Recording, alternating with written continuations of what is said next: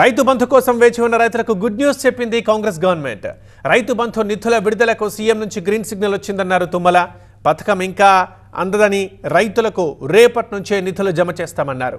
దశల వారీగా నెలాఖరులోగా ప్రక్రియ పూర్తి చేస్తామన్న తుమ్మల రాష్ట్ర ఆర్థిక పరిస్థితి అందరికీ తెలిసిందే అన్నారు. అయినా రైతు సంక్షేమమే ధ్యేయంగా పనిచేస్తున్నామని, రైతు డిక్లరేషన్లు ఇచ్చిన ప్రతి హామీని అమలు చేస్తున్నామని అన్నారు.